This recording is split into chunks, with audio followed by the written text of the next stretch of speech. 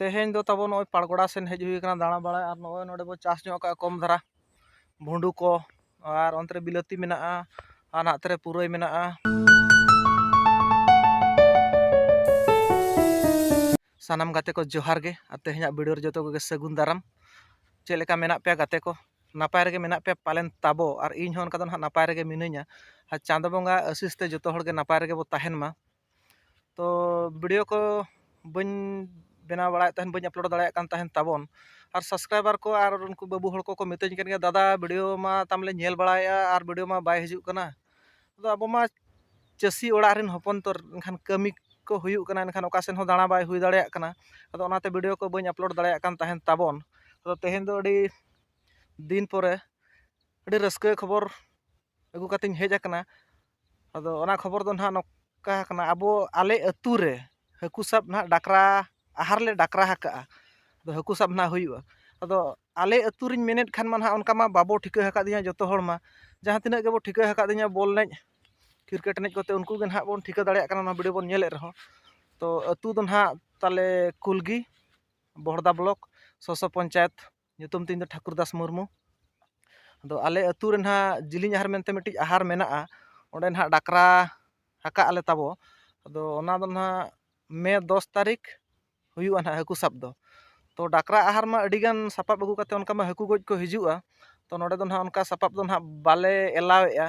तो नाचबो नाचाबो कमिट कोड़ा ले ठौका हका नोवा डाकरा आहार दो ताबो ना ओना दो फेंका सुमुंग गे ना एलावा और फेंका मा उनका मा अडी हुडिंग मारांग ताहेन कान गया अदो कमिटी कोड़ा ले ठौका हका 7 खो जहां जलाम ना मारांगआ तो ओना जलाम दो ना बाय एलावा और 7 खन जहां 6 हाथ 5 हाथ जलाम ओना दो ना जतो गे एलावा। तो लिमिटेड जलाम लेकाते दोहोआ कना ना ताबो 300 टी एंट्री दो ना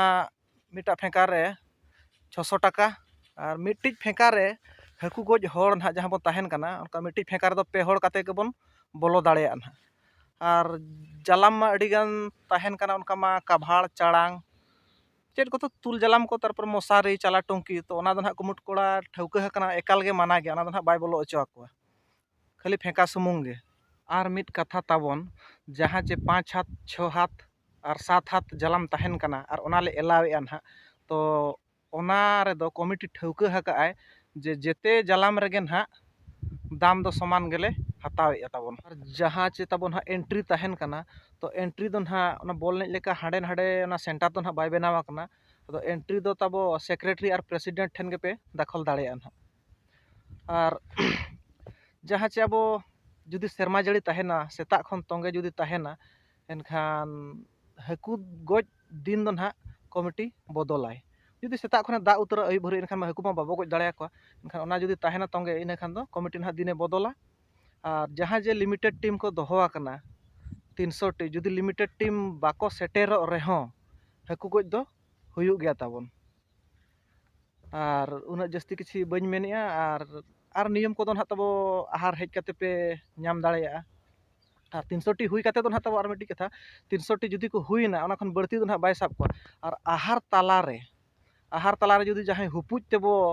खड़ का ना जलाम 7 हाथ खन आले मा ना बड़ती मा बाले हतावा जुदी 8 हाथ 9 हाथ वाला बो खड़ का और कमिटी बाडाय नाम दाड़ेया जे बाखान को गोगोज हड़ भितरे जुदी को ऑब्जेक्शना एनखान उनी दो ना कमिटी ले ठौका हका ओना जलाम होले जबोदा हाकु होले जबोद को और 9,000 टाका ना ले डांडो में ताबो अदो मांग खन गे ले लई का कना बड़ाय दोहो का मा जतो हड़ गे तो ओना दो भूल बाबो कमिया जतो हड़ गे एंट्री काते के बोलो को कना तो जस्ती बांग मेन कातेन ना वीडियो दो नोडे के मुचादेया अदो जहां तिना गे ना वीडियो पे नेलेया अदो वीडियो मा पे नेलेत गे ताबन तो सब्सक्राइब दो बापे सब्सक्राइब रेहो तो ठीक गया तो गाते को ठेन ना दो को शेयर ᱧᱚᱜ मा जतो हड़ को बड़ाय दाड़ेया मा जे बांग कुलगी अतु रे हाकु गोज हुयुग कना मेनतेन तो ठीक है चलो तेज वीडियो दो नोडे के मुचादेया तो मुचाद रे मा तबे सानाम को इन पास्टा सेन खन जोहार।